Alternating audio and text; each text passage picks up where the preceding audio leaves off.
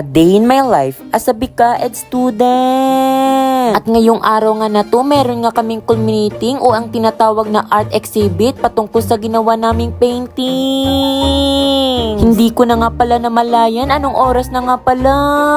Kaya naman agad akong pumunta ng library kasi dun gaganapin yung exhibit namin. At sa sobrang init nga pala ngayon ng panahon, hindi na ako nakapagtimpi pa. Pati yung ginawa kong paintings, ginawa kong pantabon sa ulo ko. Kaya ifa-fast forward ko na nga lang kasi masyado nang mahaba. Kasing haba ng Maya-maya nga lang, umakyat na nga kami sa library. Kasama yung mga kaklase ko. Eto nga naman si Freshel, si Nang Ginelyn, at si Mayor Stephanie. Ang dami nga namin ngayon kasi nga nagsanay puwersa nga yung first year at third year. Ilang segundo na nga lang parang mawawala na ako ng hininga. Kaya sa oras na nga to, naghihintay na nga kami. Eto na naman si Jenny nagpapakyut na para bang Sa mga oras nga pala na to, naghihintay na nga kami dito. Sa sobrang init nga dito, hindi ko na namalayan, dumadaloy na pala yung pawis ko. O diba, kita nyo naman, na para bang hindi na ako fresh. Ang gaganda talaga ng mga paintings ng iba. Ay, eto na naman, tawang-tawa siya, kasi nakita niya naman ako. Nakita nyo naman kung gaano ka-effort ang BCAED, diba? Dugot pawis ang pinaghirapan nila dyan para gawin yung obra na yan. Ang gaganda talaga ng mga paintings. Say hi! Again, take 2. Hi! At eto na naman siya, ching-chong-ching-chong. Ching-chong-ching-chong.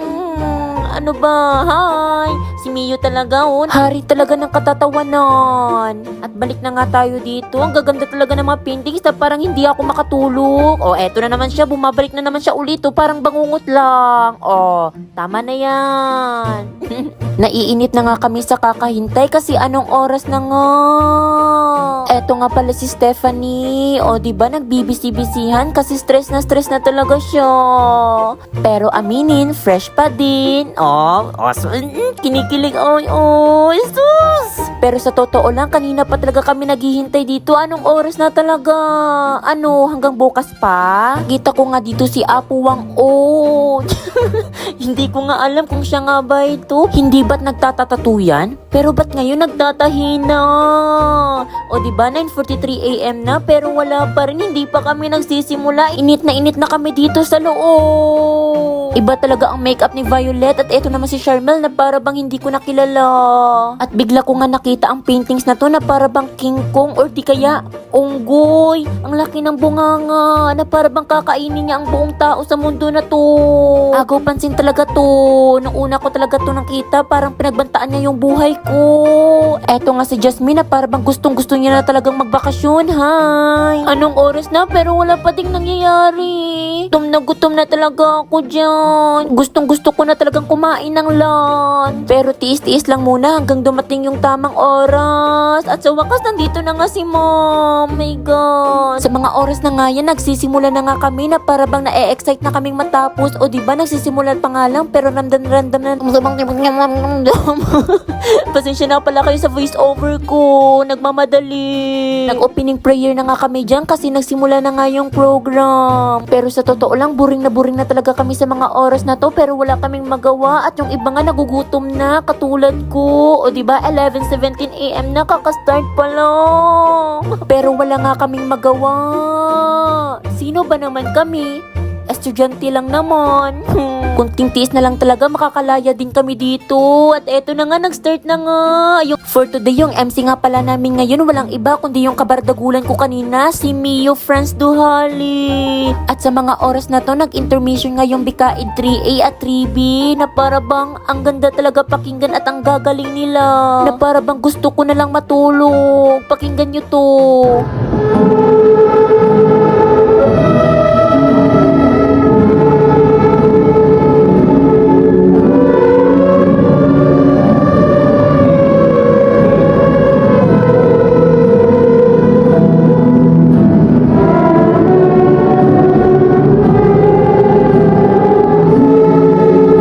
diba na para bang lumulutang ka sa kalangitan? Pagbikaid ka talaga, napakatalintado. At eto na nga, nag-art talk na nga siya. At eto naman si Sofia, yung kaklase namin, nag-intermission na nga siya. Na para bang ang taas talaga ng boses niya na parang dadaling ka sa kalangitan.